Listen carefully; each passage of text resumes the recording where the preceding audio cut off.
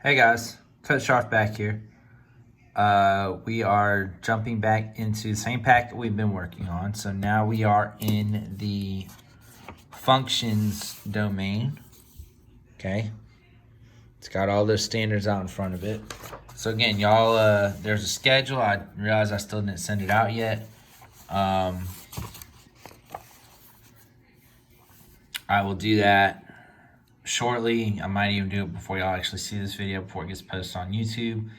It was supposed to be one page a day, but I think since some had some extra information on them, there's a couple days where I was supposed to do 2 pages a day, but we'll just, I'm just going to do 2 pages at a time in these videos.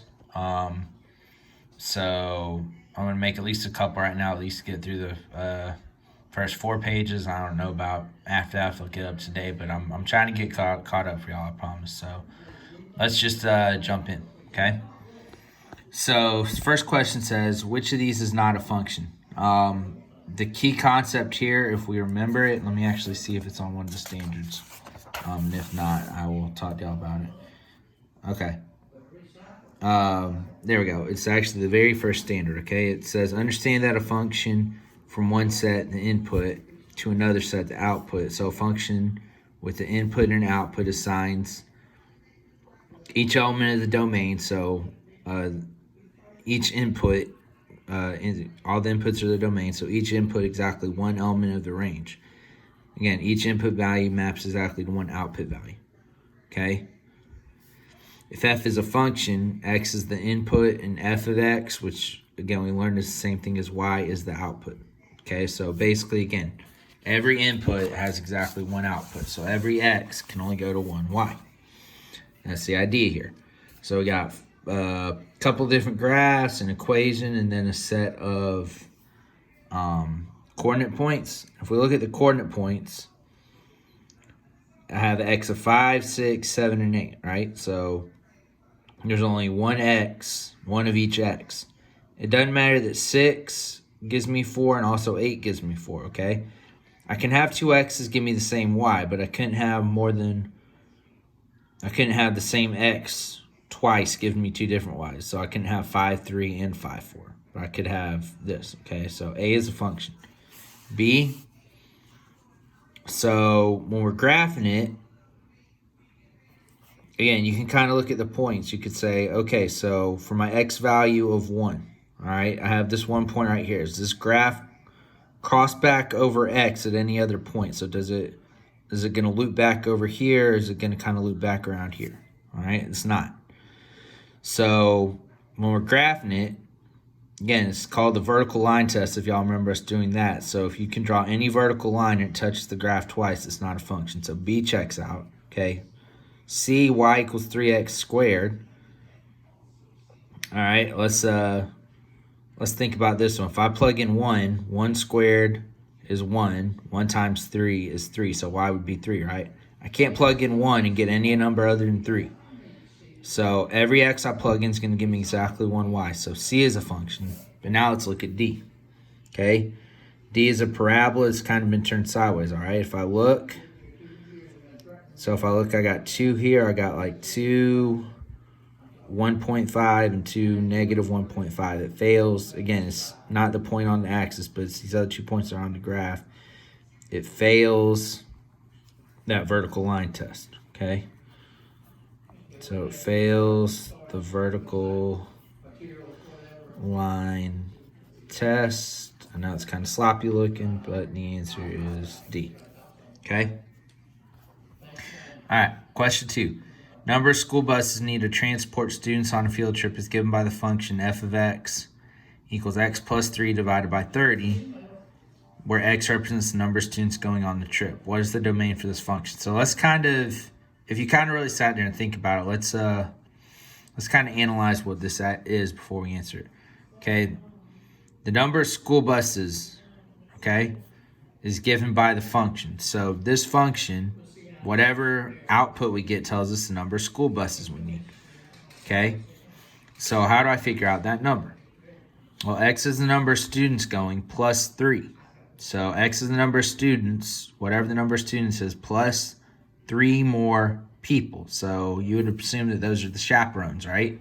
So maybe 3 teachers going on the trip. And then 30,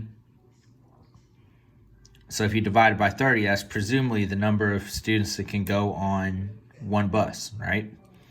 So that's kind of breaking that down. So what is the domain of x? What could x realistically be? X is the set of all real numbers. Well, again, let's remember what a real number can be. It can be positive, it can be negative, it could be a whole number, it could be a terminating decimal, it could be a repeating decimal, right? It could be a irrational number too, a non-repeating decimal. But the key there being, if it's a real number, it could be negative, it could be a decimal. I can't have a negative number of kids or, a decimal, a percentage of a kid, right? X is the set of all integers. Well, again, let's think about what an integer is. Integers are positive and negative. I can't have a negative number of kids. X is the set of all non-negative integers. Well, let's think about that one. It's all non-negative integers, so it's only positive integers. And again, think about what an integer is. It's got to be a whole number. So looks like that is our answer. Let's check D. D is the set of all non-negative real numbers. Again, the problem with the real number is even if it's non-negative, a real number could be a decimal. So C is going to be our answer here. Okay? All right. So next one. There are many ways to show pairs of quantities are related. Some of them are shown below. So we have a mapping diagram, right? So we got inputs on the left side, outputs on the right side, okay? So if my input is 1, I could get an answer of 1 or 2, okay? If my input is 2, I'm going to get 4. If my input is 3, I'm going to get an output of 3, okay? And it does your order pairs down here, okay? Same with this one, same with that one, all right?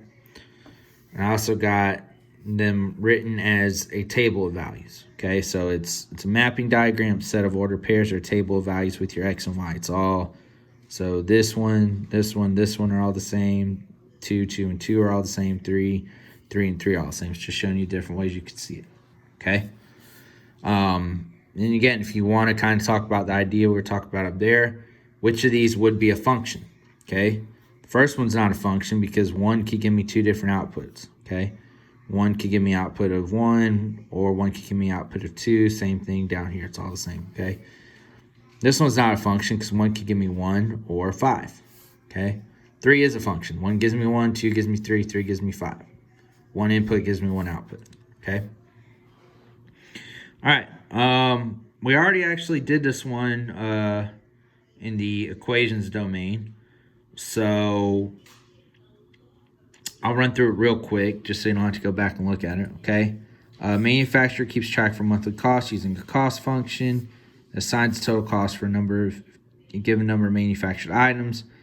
The function is C of x equals 5,000 plus 1.3x. What's the reasonable domain of the function? So the reasonable number, again, of our x values, our inputs, is the number of manufactured items, okay? So, again, how many items could we make? Well, I can't make a negative number, and I probably can't make a partial number, right? So it's kind of like going back up here with kids. I can't have a negative number of kids or a partial kid. Same with my number of items. So, again, we could say all non-negative integers. Okay, I think I wrote it a little differently in the equations domain. I think I did it as 0 to infinity. But again, I was taking in writing it like that, even though that's what I've done the last one, that technically accounts for all decimals and stuff too, which is incorrect, okay? What's the cost of 2,000 items? Well, I was just plugging in 2,000 into here. So 5,000 plus 1.3 times 2,000. And if you do all that math, if you multiply that, it's 2,600. Add it to 5,000, you get 7,600. If the cost must be kept below $10,000 this month, what's the greatest number of items you can manufacture? So, again, we did this on the equations domain, but I'll go ahead and redo it. My cost has to be kept below $10,000, okay? So my total cost is $10,000, okay? So whatever I get over here has to be less than 10,000. Okay? So it's not, again, it says less than, so your instinct is to put the less than symbol, right? But I actually got to do it this way, because 10,000 has to be greater than whatever is over here.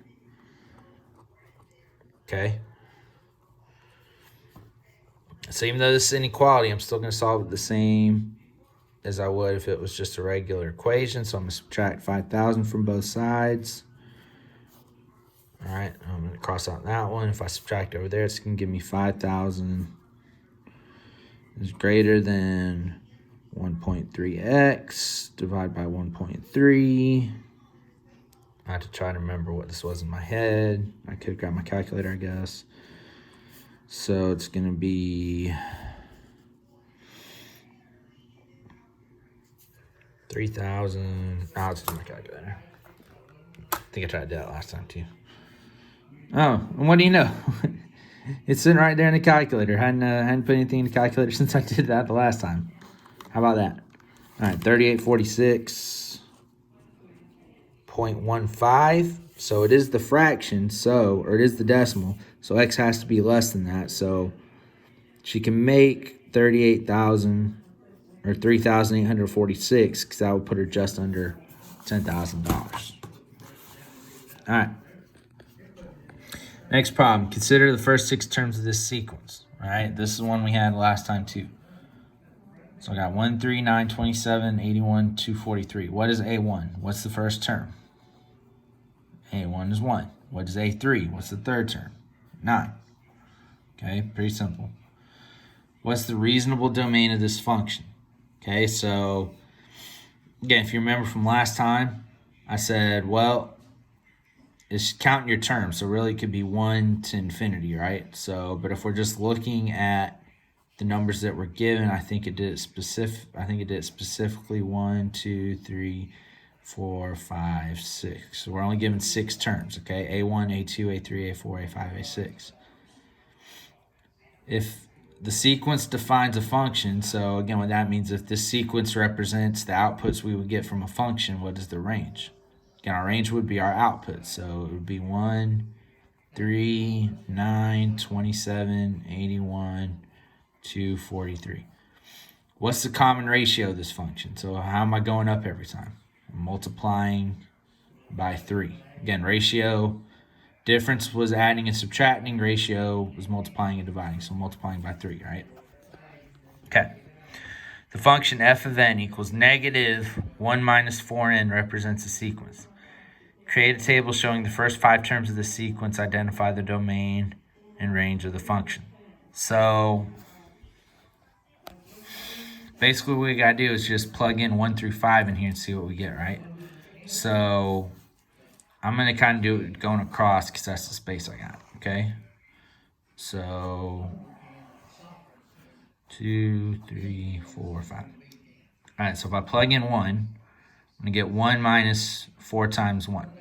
Okay, so 4 times 1 is 4. 1 minus 4 is negative 3, but then I have to take the opposite sign because of the negative out here. So I would have negative 3, which would actually be positive 3. Okay? I plug in 2. So I'm going to do n and f of n. Okay?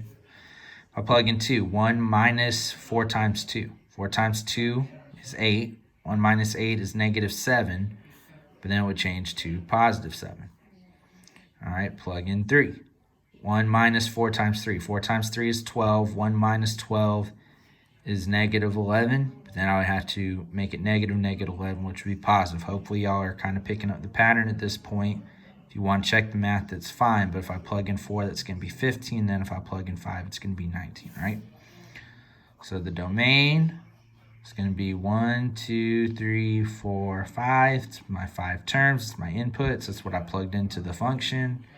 And then my range is my output. So it's going to be 3, 7, 11, 15, and 19.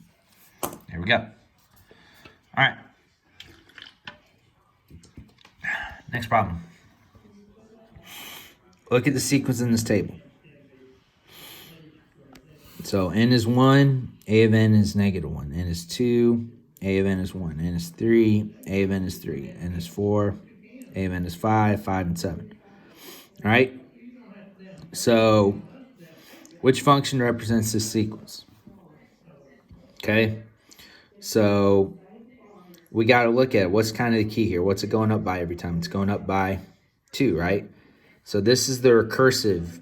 This would be the recursive equation because it's dependent on the previous term. All right, so the current term you're looking for is the n minus 1 represents the previous term, right? Because let's look at 1, all right?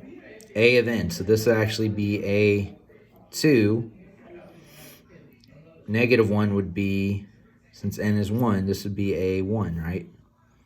A3, A4, A5. So A of n, so in this case A of 2, right? So if we're looking at it, again, let's look at the plus 2 because that's going to be our key. We want A of n minus 1. N was 2, so what's 2 minus 1? 1. So I want A of 1, which is my negative 1. Negative 1 plus 2 is what gives me positive 1. So it's going to be B. Okay? All right. Same kind of question, just looking at it a little different, right? Which function is modeled by this table? X is 1, f of x is 8, 2, 11, 3, 14, 4, 17, right? So we got to look at these and see what's the answer that's going to give us, okay? So again, we're just plugging in x here and seeing what it gives us. If I plug in 1, 1 plus 7 is 8, right? So 1 plus 7 is 8. But what if I plug in 2? 2 plus 7 is 9, right? It doesn't give me 9. It gives me 11, so I know it's not A. B, f of x equals x plus 9. 1 plus 9, so I'll plug in 1. 1 plus 9 is 10. It's not 8, so I know it's not that, okay? Again, this is just kind of an alternative way you can check these to see which equation works best, okay? And this one works better because we got the x instead of the a of the n minus 1. So this would be the explicit formula, not the recursive, okay? 2x plus 5. So plug in x. 1 into there. 1 times 2 is 2 plus 5 is 7. That's not what it gives me. So 3x plus 5. Well, let's see. That kind of makes sense because I'm going up by 3, okay? I plug in 1. 1 times 3 is 3 plus 5 is 8. That checks out. I plug in 2. 3 times 2 is 6 plus 5 is 11. That checks out. 3 times 3 is 9 plus 5 is 14. That checks out. 3 times 4, if I plug in the 4, is 12 plus 5 is 17. That checks out. So it's answer choice D. Okay? Which explicit formula describes the pattern in this table? Again, we're looking for the explicit formula. And again, we saw this one in the equations domain. So if we look, okay, we're going from 2 to 3. We go from 6.28 up to 9.24. So we go up by 3.14. Okay, this one here, it's kind of hard to see. We go up, D goes up by 2. And that actually goes up by, if you do the math, 6.28, right? Well, when it goes up by 2 and it goes up by 6.28, when D was 2 here, it went up by 6.28. So that should be showing you some kind of consistent pattern going up. Same here. 5 to 10, we double it, right? So if we double 15.7, we get 31.4. So it's the same thing going up every time. If you actually want to kind of look over here and check, okay, D equals 3.14 times C. Well, again, if we check that, 2 equals 3.14 times 6.28. That doesn't work, okay? If you actually look at B, A and B are the same, except I just moved D to the other side. So I can go ahead and kind of knock those out, right? 31.4 times 10 equals C. Well, that doesn't even have D in there at all right? So that can't be that. So by process of elimination anyway, we got answer choice D. C equals 3.14 times D. Well, let's check it. 3.14 times 2 is 6.28. 3.14 times 3, if you need to plug in your calculator, is 9.42. Same with 3.14 times 5 gives you that. 3.14 times 10, all I got to move is move the decimal over one spot, which will give me 31.4. So in fact, it is D. Okay? This problem we also had earlier. If f of 12 equals 4 times 12 minus 20, what function gives f of x? So instead of f of x, I got f of 12. So when I plugged in 12 for x, I got this. So you basically, instead of saying, well, I got 12 here, I got to plug in x here. So 4 times x minus 20, 4x minus 20, which is C. That should be a pretty easy answer, okay? All right, that's another key idea. It's about examining a graph. You can see the domain and range, the x and y intercepts, just different function values you can, or different things you can draw from a graph, but we'll look at that later. So that's it for this video. So again, get down to work that I did show, and we will pick back up with pages 3 and 4.